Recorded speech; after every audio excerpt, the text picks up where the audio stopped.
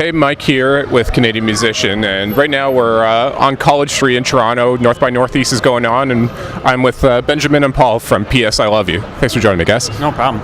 Hi, thank you. And so, new album coming out, I think in about a month, end of July is the new album, the 22nd of July on Paper Bag Records called Checking Out the New Streetcar. Oh, man, I didn't even... Nice.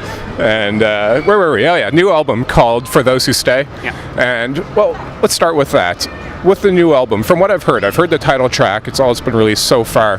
And it's very different from your previous two full LPs in a number of ways. The fact that it's over 6 minutes right away makes it longer than anything else you released. Yep. Synth heavy, which is certainly different than what you guys have done. Is the new song, is that title track indicative of what we can expect from the album? Yeah, there's a good mix on the new record, I'd say. A little bit. There's a lot more. The record is a lot more like sort of classic rock and roll tunes. Yep. Straight up. It's like Ben said, it's a nice mix of the sort of more out there long songs and then the tight little songs. The synths are like peppered throughout. Yeah. And we've always had synths. Like I always play a bass synth, and we've had various keyboards, but we just like.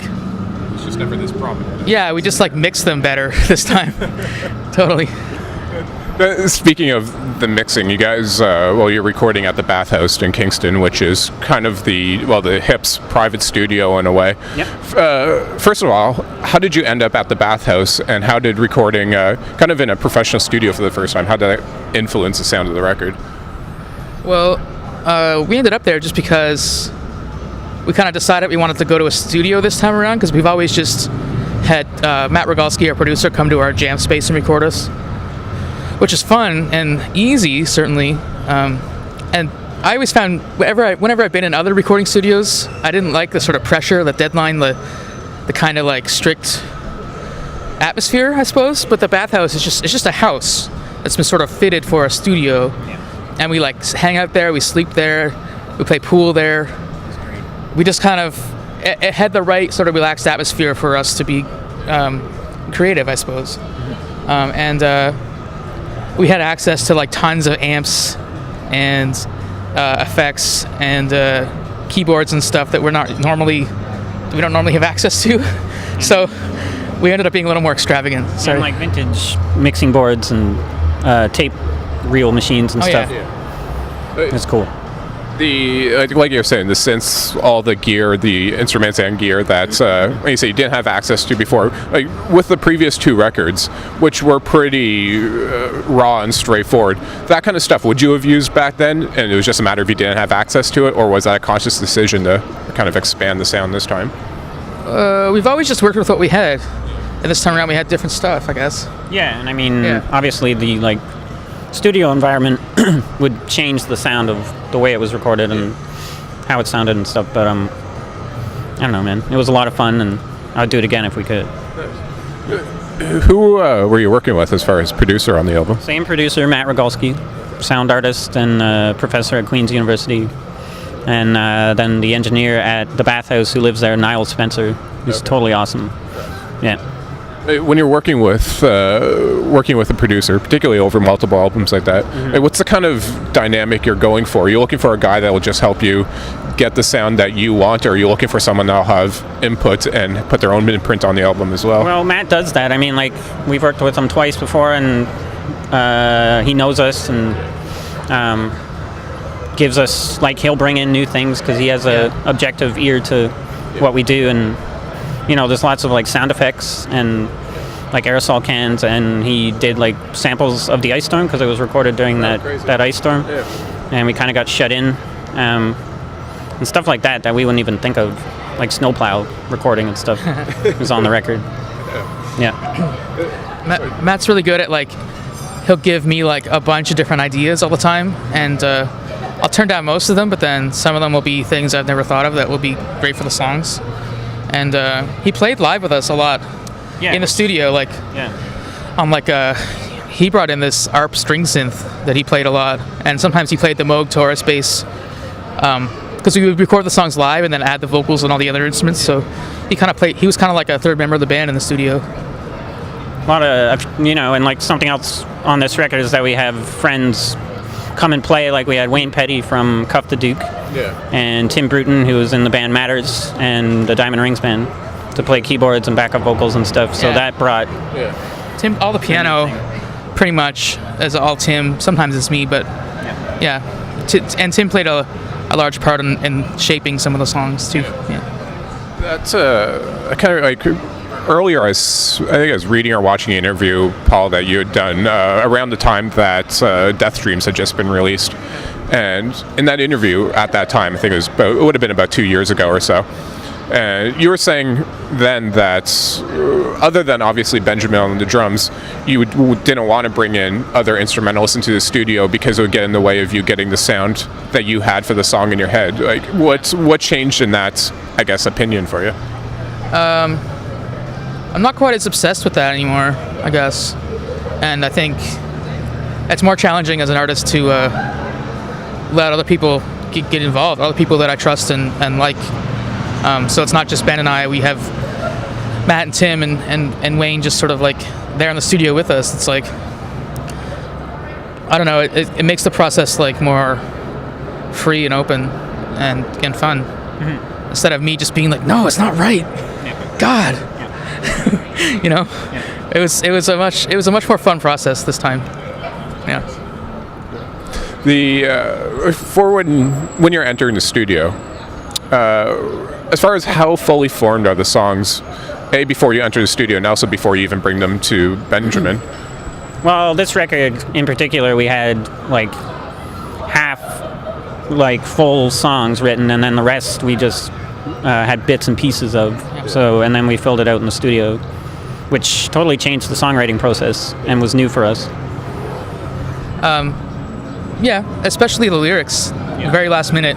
Like I would work on them for like months and weeks and not really like them, and then just kind of force myself to like do it. And Matt even forced us to write lyrics for one of the songs, Hoarders. We were gonna leave it off the record, but late at night Matt just sort of made us do it. We did like the Fleetwood Mac style where like Paul does his thing and then I'll come in and do my thing, and then boom, we got a hit song. We don't hate each other though, and we're not sleeping together. So we don't do a ton of coke, so we're good. We don't do any coke actually. No, you're leaving a little fun part. Mac at all, we're not like Fleetwood Mac at all, except that we like Fleetwood Mac a lot. Yes. Nice. And the other thing, aside from just sonically the scope of the lead-off track and the title track from the album, called For Those Who Stay, it's I guess it's not mellow, but it's mellower in the sense that it's not as loud, it's not as, I guess to use a term, just as hardcore as what people would expect based on the first two records. Is that the direction that the album's going? Is it a more toned down record, or? It's still rocking, but yeah, we got some mellower songs for sure. Yeah, I agree. Yeah, there's still some like guitar solos. Big time. Yeah, and big drums and stuff. So yeah, the drums are bigger on this record. You can hear my tom drums on this record, so that's good. Yeah. And Paul, you and I shared before we started the interview proper. We were talking about how you would move to Toronto now. Ben, I believe you're still in Kingston, Has that, the fact that now you're living in two cities, has that changed the dynamic for you guys as far as your work together? Well, it costs more money to practice because we got to take the megabus back and forth, but it's kind of good, I think. In a way, yeah. We work harder when we're together. Yeah, because we don't practice quite as often. Although we didn't practice very much to begin with, but we don't practice quite as often. So when we do, it's like we have to be really kind of more serious about it. Like, really make sure we nail the songs. Because, like we said earlier, some of the songs were kind of created in the studio. So then we've had to, like, relearn them to play them live. And so that's been kind of challenging, but exciting.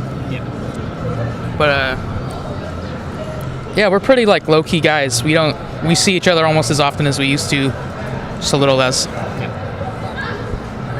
To, I guess, go back to the start of the band. Essentially, how did you guys end up coming together and forming the duo as P.S. I Love You?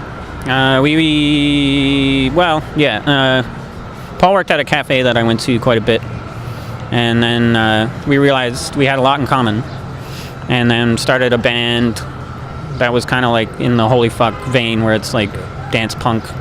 Yeah. And that fell apart, and we kind of knew that we had a chemistry. And Paul asked me to play on when he put out his solo EP that was pretty lo-fi. He needed a drummer, and I happened to be that drummer. And ever since, it's just kind of gone up and up. Yeah. We played in other bands as a rhythm section. Like I played bass, he played drums, so we had that sort of connection, I suppose. A rhythm connection. Yeah, PSLV was a solo thing, and it was kind of just like a weird bedroom pop thing, but then it really expanded with the drums. Yeah, it was kind of a mess. And then I came along and tightened it up. The fact that you guys, I guess, garnered a lot of buzz, a lot of attention, as soon as your debut Meteor Muster Station. Sorry. Yep. Mixing up the words here. It's a lot of M's. Indeed. But yeah, Meet Me at Muster Station. Yeah. Right off the bat, it garnered a lot of press. Yes. From blogs, magazines, TV, radio. I think you guys, I saw an interview. You were on CBC, on Kyuji, on Gameshi. Yep. I think right after that album was released. Yep. Did that guys kind of take you by surprise? Did it change the way that you saw the band when you saw that happen? Absolutely. We had no idea that, it would take off. We were just, I guess, having fun at the time. It's constant surprise. Yeah, basically. Is there a goal in it for you at this point? Is there a vision as far as what you want to do, not just musically, but as a career, where you want to bring the band? That's a scary question. Yeah, I mean, we're doing it, basically. Like, we're from Kingston, and not many bands, are successful outside of Kingston, so we try to stay humble and just do our job and travel, and which is a bonus. We never would have traveled without the semi-success of this band, and that's a lot of fun to go places and play music and find out that people actually like our band in different places all over the world. That's speaking of travel, to wrap it up here, when can people see you guys? Do you guys have a tour in the works? Yep. August. Yeah, we're touring with Frog Eyes. Okay. Nice. Yeah, it's some dates in Canada, some in America. It's a pretty short tour.